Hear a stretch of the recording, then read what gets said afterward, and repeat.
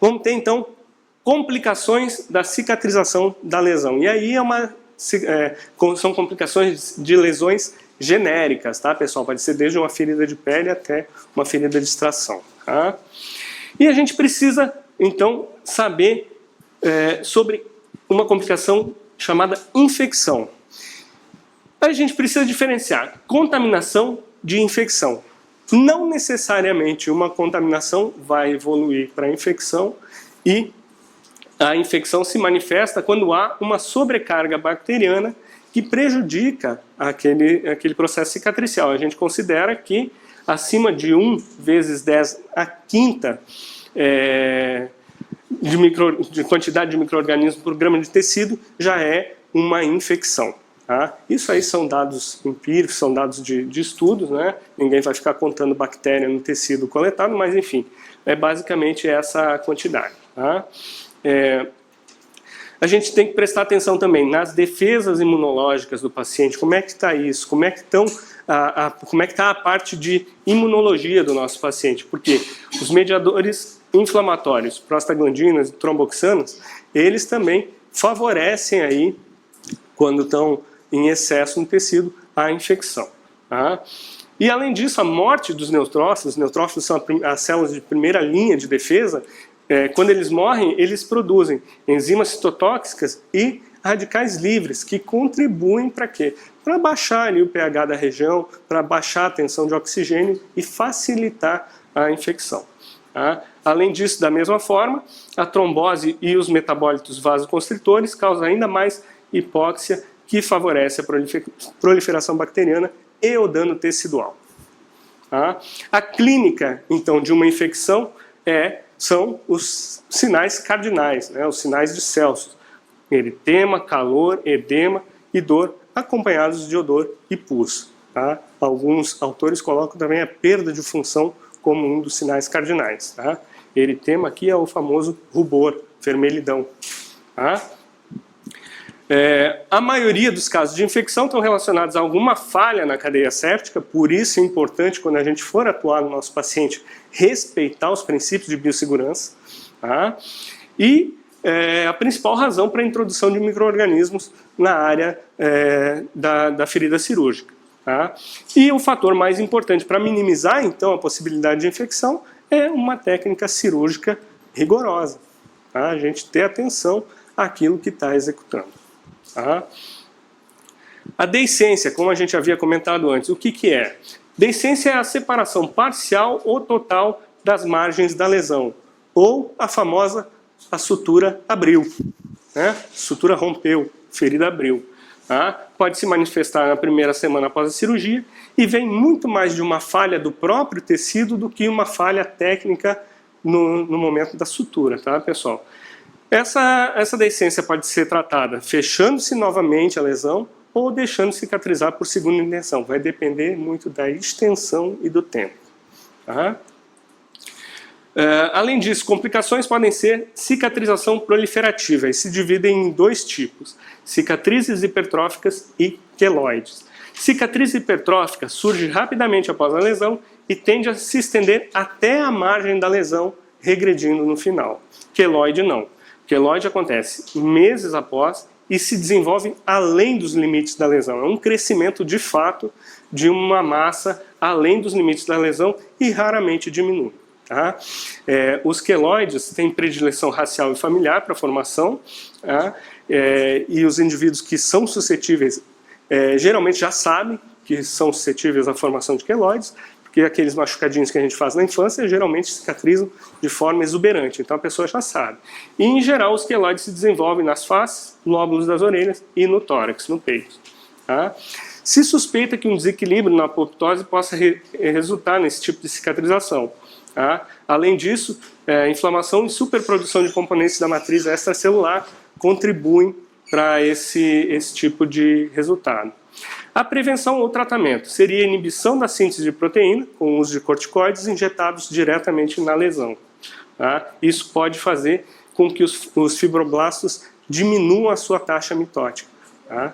A cicatrização, tanto hipertrófica quanto por queloides, ela é feita através da proliferação de fibroblastos. Tá? melhora na cicatrização da lesão. Então, dentre as melhorias que a gente pode lançar mão, é a diminuição do trauma cirúrgico. A incisão cirúrgica ela tem que ser extensa o suficiente para permitir a total exposição, mas limitada. Então, o acesso que você faz para ganhar a área cirúrgica não pode ser extremamente exagerado, mas também não pode ser muito pequeno, senão você acaba lacerando o tecido, você acaba induzindo mais traumatismo nesse tecido. A incisão é feita num movimento firme e bem definido, com pressão aplicada uniformemente. A dissecção delicada, afastadores colocados cuidadosamente, a manipulação cuidadosa do retalho cirúrgico contribuem para diminuir o trauma sobre eles.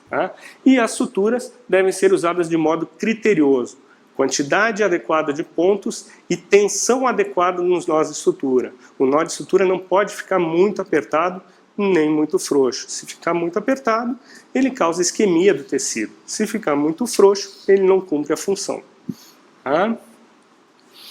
Além disso, a hemostasia, ela previne a formação de um hematoma, então a gente, sempre que possível, faz uma excelente hemostasia do nosso campo cirúrgico, de forma que haja irrigação sanguínea, também o tecido não pode ficar isquêmico, mas que não haja sangramento excessivo. Por quê? Porque o acúmulo de sangue é o meio ideal para o crescimento de micro-organismos. Então a gente tenta eliminar os espaços mortos e diminuir a quantidade de sangue nos espaços mortos. Como eu comentei, técnicas hemostáticas não devem ser utilizadas de forma muito agressiva durante a cirurgia. Quem usa eletrocautério, sair queimando indiscriminadamente vasos sanguíneos não é uma boa estratégia, porque o tecido vai precisar de nutrição, vai precisar de sangue. Se você cauterizar excessivamente o tecido, você vai diminuir o aporte sanguíneo. Dreno ou pressão ajudam a eliminar o espaço morto. É a famosa manobra de Chompré, que a gente aprendeu lá na faculdade, né? Faz a extração, faz a manobra de Chompré. Para quê? Para coaptar os bordes da ferida e diminuir o espaço morto. Dreno é utilizado mais quando a gente trabalha em cirurgia bucomaxilofacial e que ficam amplas cavidades e espaços potenciais. Aí podem ser utilizados drenos de borracha ou drenos de vácuo com o intuito de evacuar aquela coleção sanguínea e diminuir o espaço morto. Além disso, perfusão tecidual. O que é perfusão tecidual? A quantidade de oxigênio que chega nos tecidos. O oxigênio é super importante para a hidroxilação da prolina e da lisina, que são aminoácidos essenciais para a formação do colágeno, junto com a vitamina C, são fundamentais para a polimerização e as ligações cruzadas das fibras de colágeno. Então, o oxigênio é fundamental e o principal meio de se levar oxigênio para a ferida é através do sangue. Nesse contexto, o fumo atua como um vasoconstritor. É um fator que contribui muito para a deficiência de oxigenação. Além disso, aumenta a carboxiemoglobina, que é a forma que o sangue tem de eliminar o gás carbônico do organismo. Aumenta a agregação plaquetária, aumenta a viscosidade sanguínea, a deposição do colágeno e a formação de prostaciclina. Então, fumo ele tem essas duas atuações. Diminui a oxigenação por vasoconstrição e aumenta a carboxiemoglobina. Para cirurgias de forma geral, é indicada a interrupção de no mínimo uma semana de antecedência para melhorar a oxigenação, a perfusão tecidual no nosso paciente. Diabetes. Diabetes também traz risco de problemas com a cicatrização. Embora no diabético bem controlado, aquele paciente compensado, isso não represente grande alteração. Mas a hiperglicemia interfere em cada um dos aspectos da cicatrização e prejudica o sistema imunológico. Altera a função linfocítica e neutrofílica, a quimiotaxia e a fagocitose, que são as funções do sistema imunológico celular. Ainda, existe isquemia e deficiência no recrutamento de células como resultado da doença obliterante dos pequenos vasos, que é uma consequência do diabetes. Você tem alterações na microvasculatura que cursam com obliteração dos pequenos vasos. E isso aumenta o risco de infecção. Tudo isso resulta no aumento do risco de infecção. Imunodeficiência também é um fator complicador. E aí a gente tem aqui a contagem total de linfócitos, quando o déficit é discreto, entre 1.200 e 1.800 por milímetro cúbico.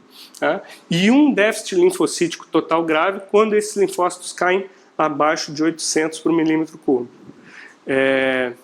Esses pacientes com déficit linfocítico grave não são candidatos à cirurgia eletiva, tá, pessoal? A gente só vai atuar no momento de uma urgência e, eventualmente, em ambiente hospitalar, sob cobertura antibiótica. Tá?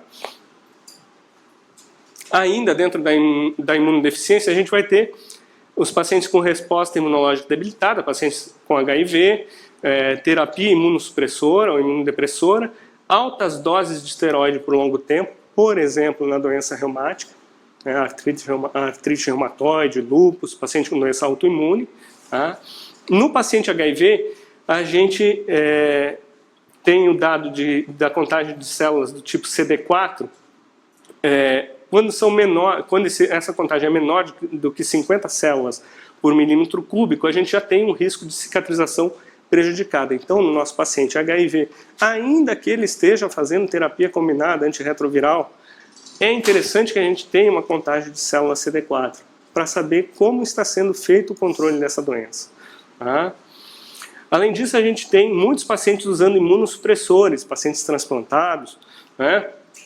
E o principal deles é a ciclosporina. Mas, nesse caso, não parece ter um efeito deletério na cicatrização. Então, o paciente usando ciclosporina não é, num primeiro momento, uma preocupação. É claro que a gente sempre vai ter o cuidado de checar com o médico que acompanha esse paciente. Tá?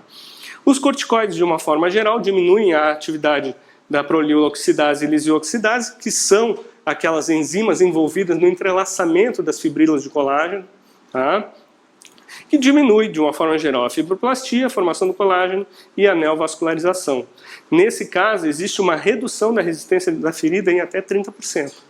Tá? Esse dado é interessante.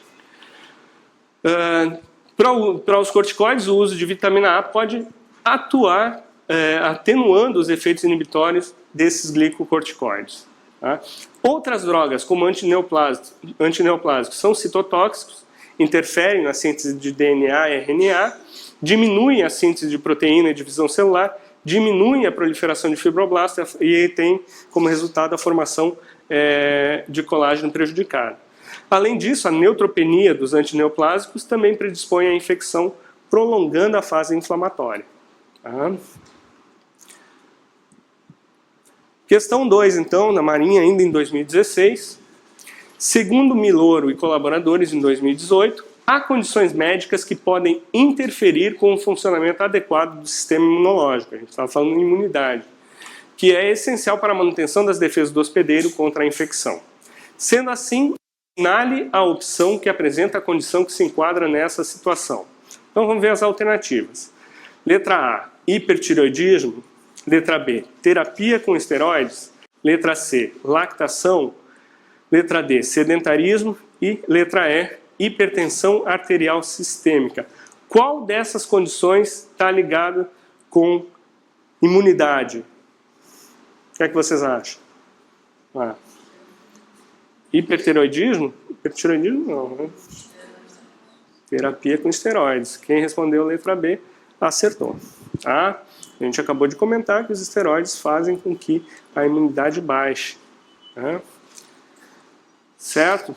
Principalmente quando utilizados em doenças autoimunes e de longo prazo. Tá? Lesão por radiação. As lesões por radiações, elas envolvem respostas celulares e moleculares. Podem ser imediatas e dose dependentes. Tá? As consequências acontecem logo após o tratamento ou tardiamente. O que acontece na lesão por radiação? A radiação atua naquelas células que têm alta taxa mitótica. Por isso que ela é utilizada para o tratamento de neoplasias. Neoplasias têm alta taxa mitótica. Tá? Ocorrem danos ao DNA, com morte celular na primeira divisão ou durante as primeiras divisões mitóticas. Os sintomas são mucosite oral, tá? Que é uma preocupação nos pacientes recebendo radiação, e a dermatite, perda de células funcionais. Além disso, existe um dano à vascularização local exacerbado pela adesão leucocitária e células endoteliais que acabam formando trombos. E os trombos dificultam ainda mais a irrigação de um tecido que já está sendo agredido. Tá? Nesses casos, pode ser utilizada a terapia com oxigênio hiperbárico. Tá? A terapia com oxigênio hiperbárico acontece numa câmara hiperbárica, onde a pessoa fica imersa em uma atmosfera de oxigênio a 100%, numa pressão entre 2 e 2,4 atmosferas durante 1 a 2 horas diariamente por 3 a 10 semanas, dependendo do caso. Tá?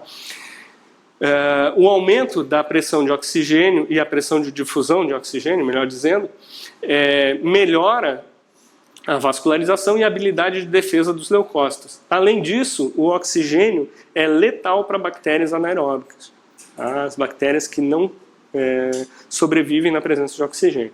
Estimula os fibroblastos e as células endoteliais. Os efeitos adversos podem ser barotrauma do ouvido, tá? Lesão traumática por aumento de pressão, tá? Convulsões e toxicidade pulmonar do oxigênio puro. Tá? Para uso em cirurgias, de uma forma geral, a oxigenoterapia é hiperbárica, porque a gente não tem ainda, ela é controversa, a gente ainda não tem estudos controlados que provem que ela é benéfica em todos os casos, ou que seja algo a ser utilizado rotineiramente. Mas para alguns casos ela se mostra interessante, como nesses casos de lesão por radiação. Tá? Idade.